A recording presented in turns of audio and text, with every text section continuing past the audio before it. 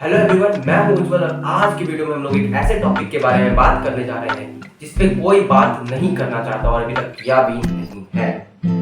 तो उससे पहले मैं आपको अपने कंप्यूटर स्क्रीन के कुछ दिखाना चाहता हूँ।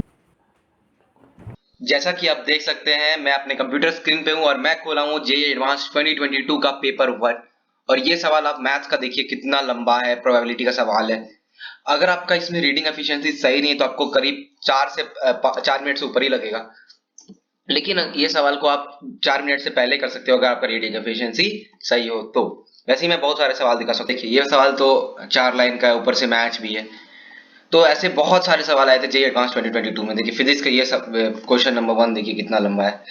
तो ये सब सवाल को आप 3 मिनट के अंदर सॉल्व कर सकते हो अगर आपका रीडिंग एफिशिएंसी देख के आप क्वेश्चन को अपने दिमाग में फिट कर ले तो तुरंत अटैक कर सकते हो।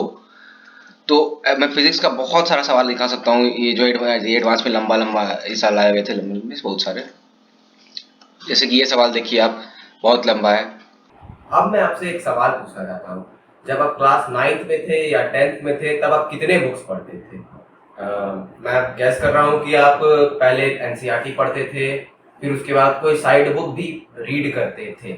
लेकिन जब आप क्लास 11th में पहुंचे हैं तब आप कितने बुक्स रीड करते हैं? तो मैं गेस कर रहा हूँ कि आप 90 to 95% अपने क्लास टीचर के अपने टीचर के नोट्स पे रिलाई करते हैं, जो कोचिंग में पढ़ाया जाता है मटेरियल उस पे रिलाई करते हैं और बुक्स रीड शायद ही कभी करते हैं। तो ये यही बड़ा फॉल्ट है। जैसा कि मैंने आपको दिखाया था कि जेईई एडवांस में कितने बड़े बड़े प्रॉब्लम्स आते हैं, उन प्रॉब्लम्स को आप 4 मिनट के अंदर तक सॉल्व कर सकते थे। आई होप आपको अभी तक इस वीडियो का टॉपिक पता चल गया होगा, जो कि है book reading habits for JEE aspirant. ये बुक रीडिंग इतना अच्छा हैबिट है कि यही आपका स्पीड डिटरमाइन करता है। एग्जाम में क्वेश्चन सॉल्विंग स्पीड जो होता है ना, वो इसी से डिटरमाइन होगा, क्योंकि आप जितना जल्दी कुछ सवाल को पढ़ के समझ जाते हो और उस पर अटैक कर देते हो, वही आपका सवाल खत्म हो जाता है। मतलब कि क्या कहते हैं, बस आपको लेकिन एक बार लग जाता है कि ये सवाल अब मेरे से बन जाएगा, तब आपका सवाल होने लग जाता है। जेईई एडवांस में ऐसा ही होता है। और अगर आपको पहले ही स्टेप से लगा कि सवाल हो ही नहीं पाएगा मेरे से, तो वो सवाल नहीं हो पाएगा। तो यही होता है रीडिंग का बेनिफिट।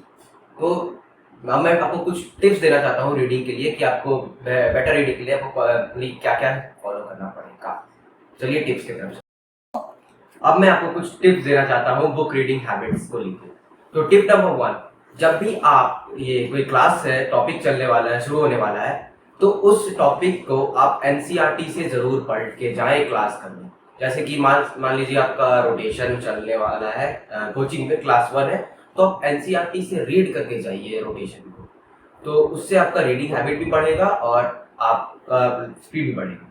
तो अब चलते हैं टिप नंबर 2 पे। टिप नंबर 2 मैं बोलना चाहूंगा कि जब आपका क्लास खत्म हो जाए, मतलब रोटेशन ही का क्लास हुआ, क्लास 1 हुआ, क्लास जब खत्म हो जाए तो आप कोई साइड बुक से, जैसे कि हो गया सिंगेज ले सकते हैं, अरिहंत ले सकते हैं, तो या फिर फिजिक्स गैलेक्सी भी ले सकते हैं, साइड बुक से आप वही टॉपिक पढ़िए।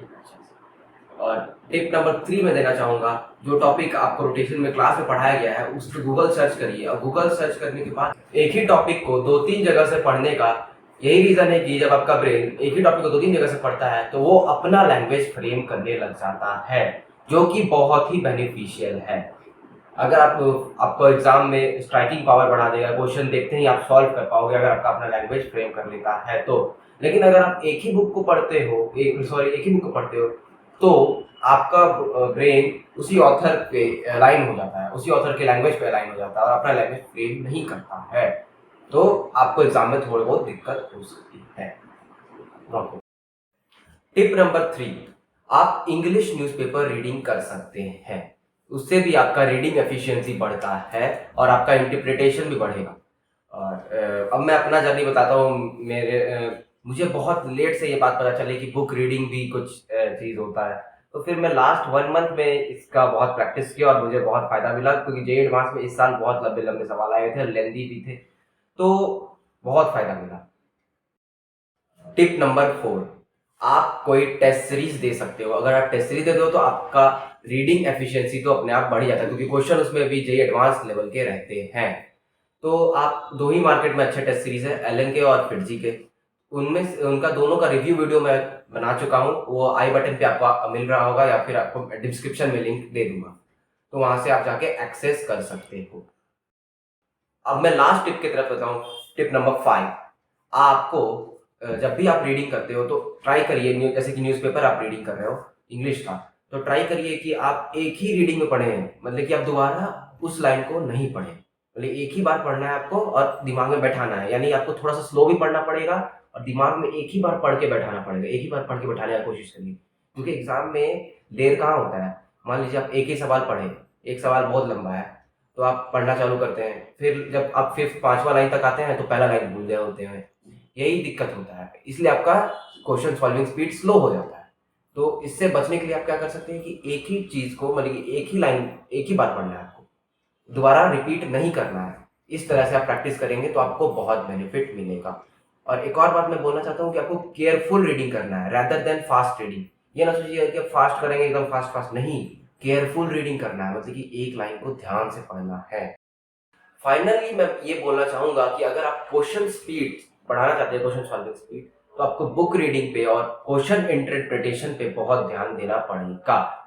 ऐसे और वीडियोस के लिए हमारे चैनल को सब्सक्राइब कर दीजिए और इस वीडियो को लाइक कर दीजिए और ज़्यादा से ज़्यादा शेयर करिए, ताकि सारे लोगों को पता चल पाए ये बात, क्योंकि मुझे भी ये बहुत लेट रियलाइज हुआ था और मुझे लास्ट 1 मंथ में भी बेनिफिट मिला।